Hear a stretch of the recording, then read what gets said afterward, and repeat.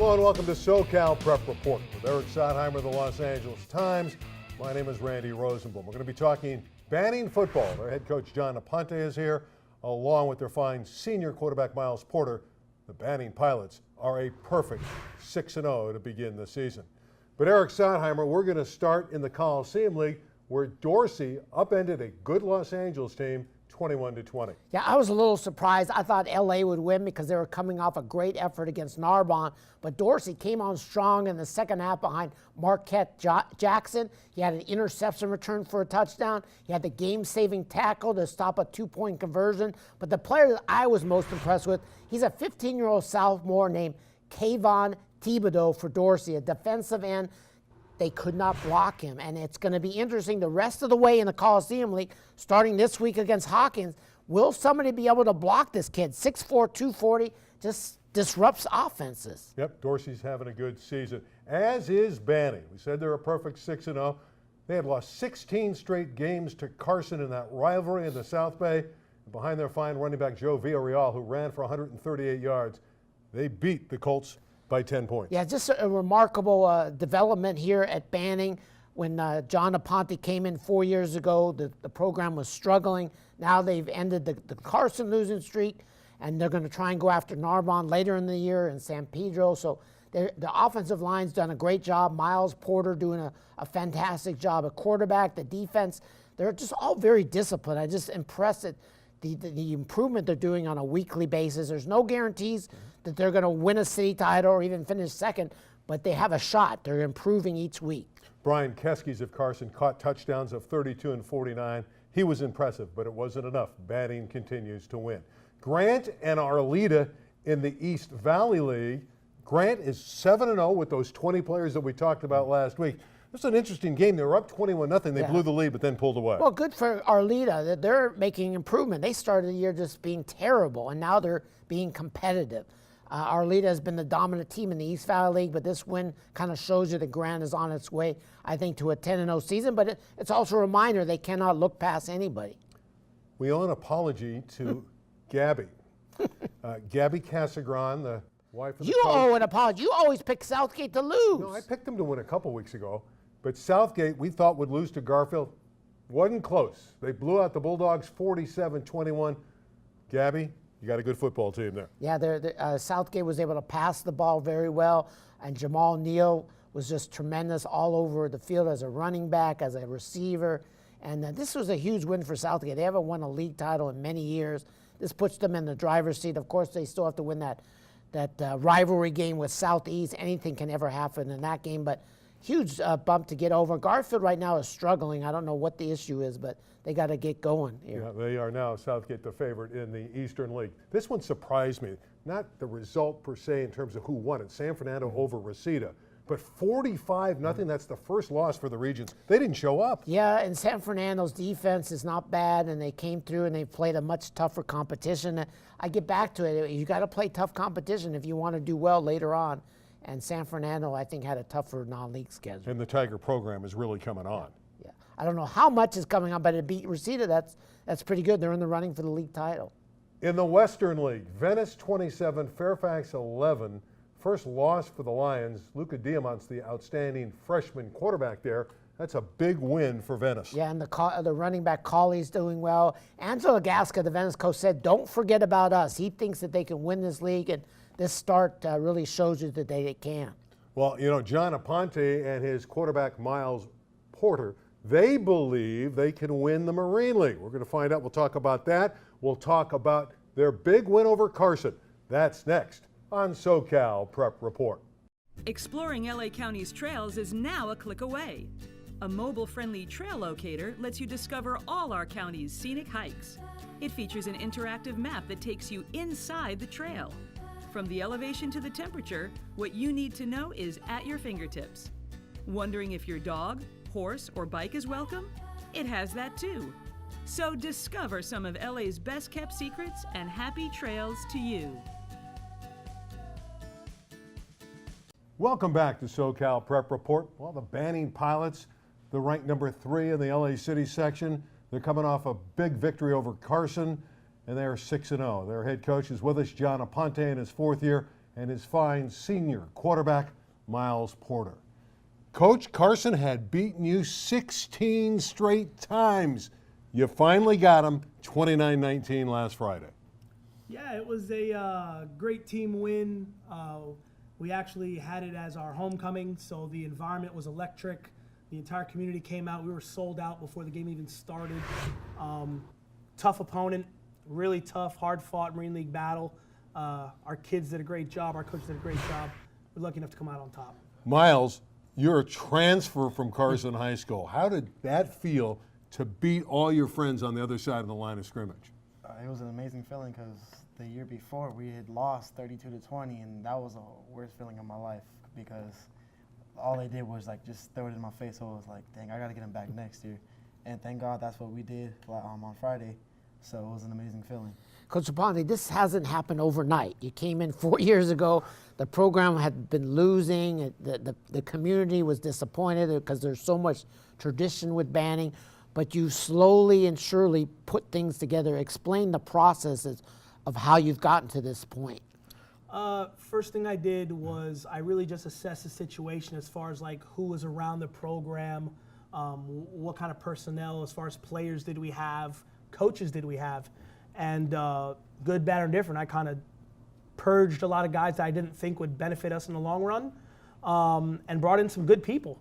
So the coaching staff that I have now, the players I have now, they're all positive people. They're good role models, you know, my adults for the children. And the children, not only are they good at football, but they're great children as well. Myles, he's an ex-Marine. Does he treat you like an ex-Marine? Can he bark like an ex-Marine?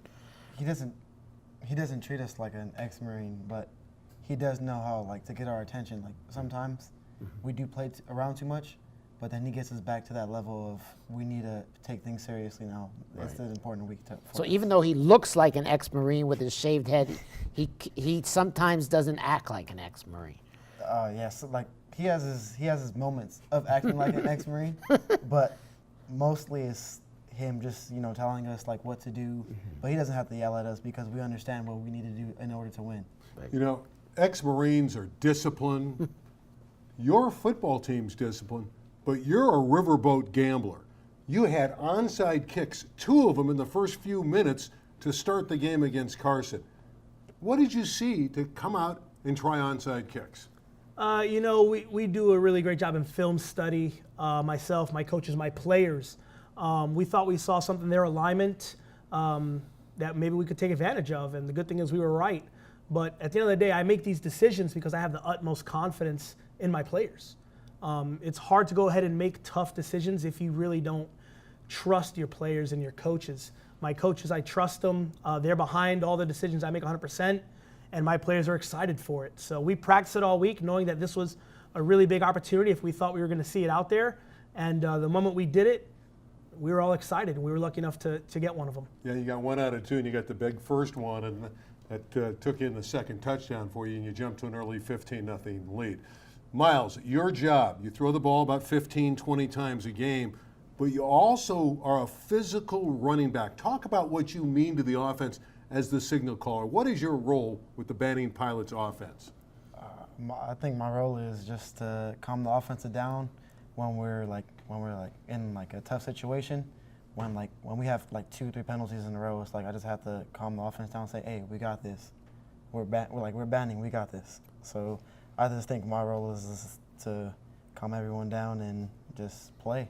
But helping the role is the offensive line, which is a very competent offensive line. They're also a very hungry offensive line. As I understand, your running back, Joe Villarreal, likes to take them out if he gains over 100 yards. They were at Fatburger this past week. Do you ever get treated, or do you treat the offensive line if they make sure you don't get a sack? Well, for me, it's like I shouldn't be treated. I should treat the offensive line. So I make sure, like, if they need something, like if they need like $1 or $2 during school, I'll give it to them. Pizza. Yeah, pizza. I mean, I give them pizza occasionally, and then like if they like ever need something, if I'm eating something, or like, oh, do you guys want something? My mom's bringing some food.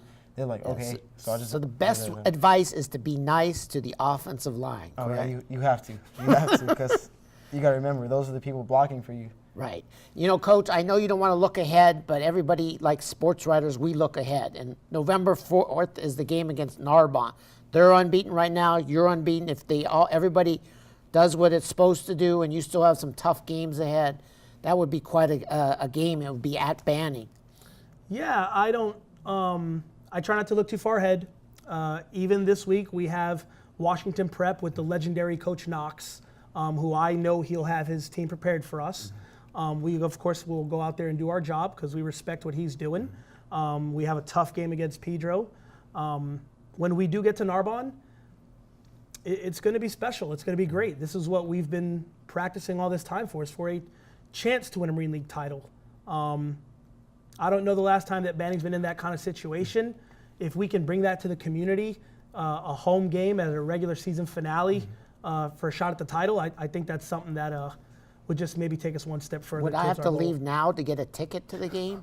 It's possible. It's possible. I know we are already pre-selling our Coliseum tickets for against San Pedro. That's in 2 weeks. That's in 2 weeks. If we're able to go ahead and play that team, which is going to be very tough, and we can do a really great job and come out on top, those tickets against Narbonne might be going really fast. I want to go back to that San Pedro game because it's going to be an afternoon game in the Coliseum against San Pedro. And Myles Porter is going to run out onto the field. You're going to be the quarterback of the Pilots at the Coliseum on a Saturday, one day removed maybe from a Ram game. Your thoughts about having the opportunity to play at the Coliseum? It's a great opportunity because you have USC playing there, you have the Rams playing there once again. But you have Banning playing there. Yeah, that's a great opportunity for me, but also Banning, because now we know that Banning is back and we're here to dominate. And what's your feeling? Because you're this kid from Queens, New York, a Marine at 18, and here you are, you're in LA, you're going to get to go into the Coliseum. I mean, what's going to go through your mind? It's going to be probably surreal to step onto a field that's had, Trojan greats, Rams greats, to step on a field that really Banning was dominating when they were going through their title runs. To step onto that field one more time, that's going to be really special. A lot of our alumni are calling it our home, away from home. So to get back on there and hopefully represent the red and the black the right way, it's going to be really special. Right. Well, gentlemen, congratulations. This is the best start since 1991 for a Banning team. The Pilots have won 12 city championships. Who knows? Maybe lucky number 13 is down the road. John Aponte, Myles Porter, thanks for coming in. Thank you for having us. When we come back, we're talking Southern Section football and more with Rich Estrella. That's next on SoCal Prep Report.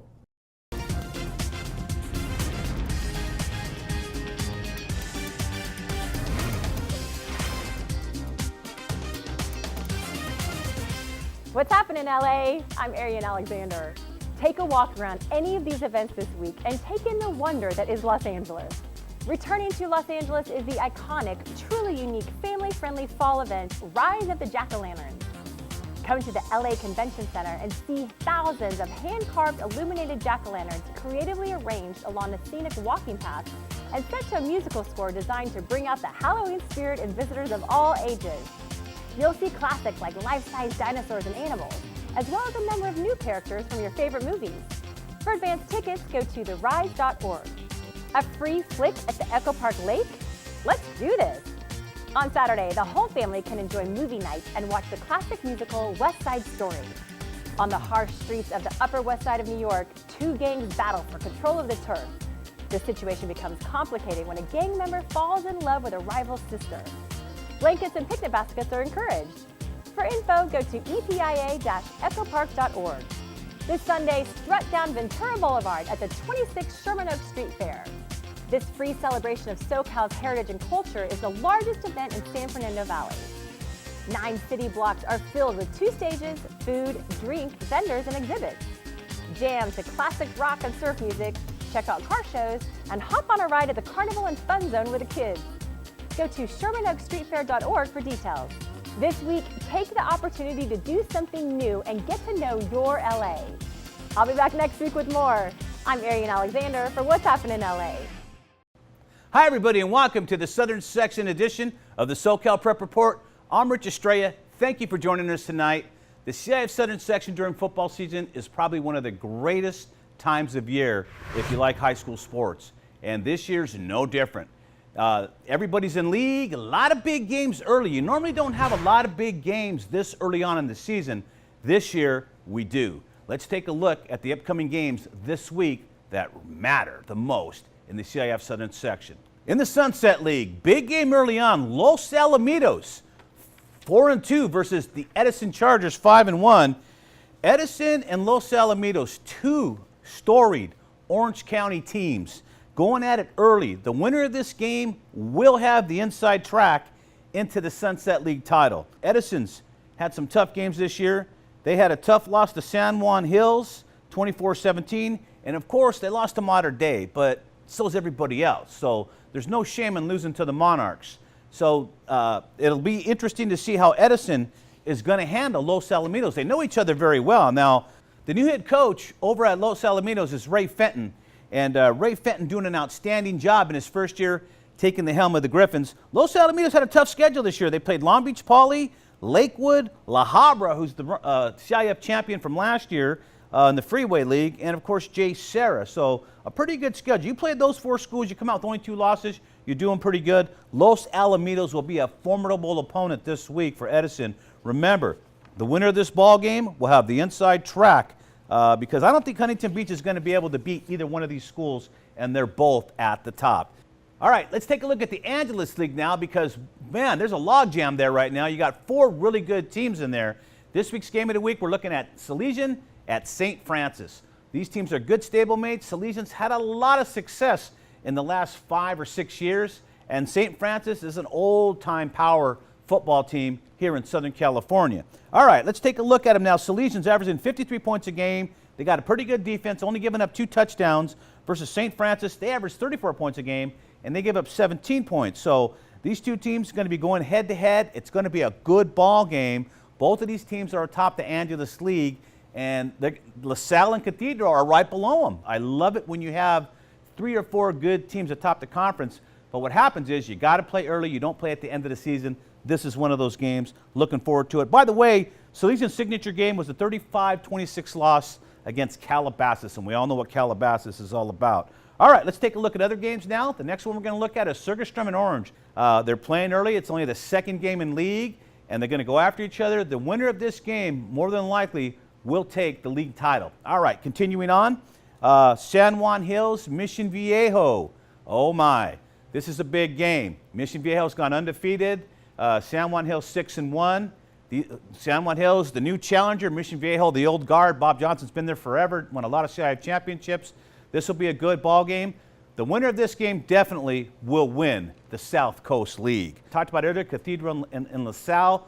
Both these teams are 1-0 in league. They got to play. The loser of this game, which right now, could be LaSalle. Cathedral's pretty strong. They're a very, very dominant team right now.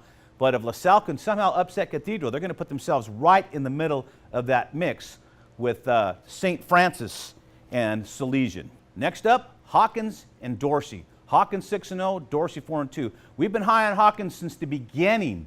Hawkins undefeated. They're doing it the right way, scoring a lot of points, have a good defense. Dorsey's right on their heels in that league.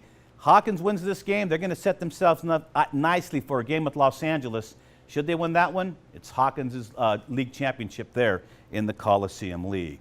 Let's take a look at Trinity League play now. Let's look at it as a whole because, again, this is the best high school league in the United States today. There is no better league than the Trinity League. So they deserve a little attention.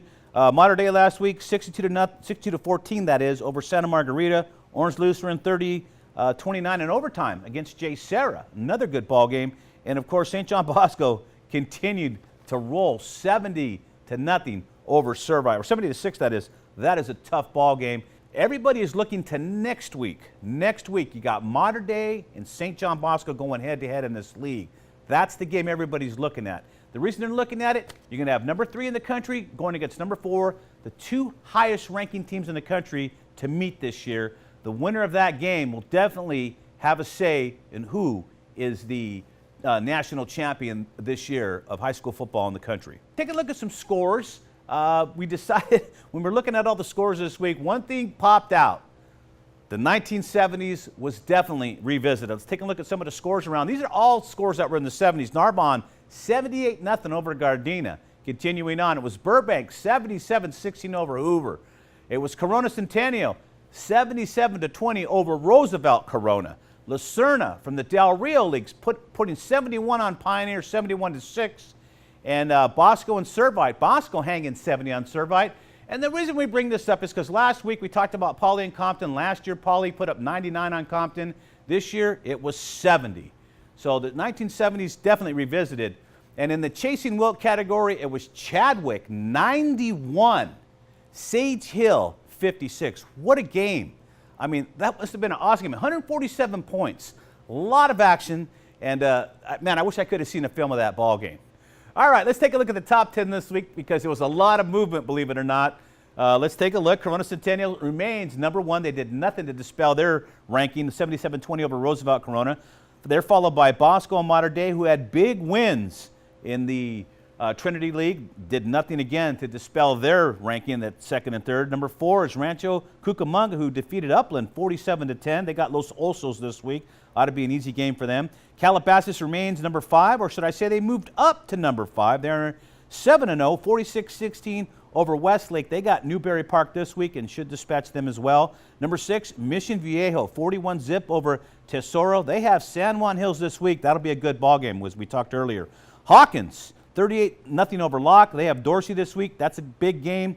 That'll be played at Rancho Cienega Park. We have Narbonne. They're 6-0, 78 nothing over Gardena. They got Carson this week. They have the number 8 spot and can move up quickly. They're followed number 9 by J. Sarah. And in the 10th position, we have a tie. It's Salesian and St. Francis. And the reason Salesian and St. Francis are in there is because they have played good competition in the preseason. And don't forget, Salesian's only loss this season was like a 9 or 8 point loss to Calabasas.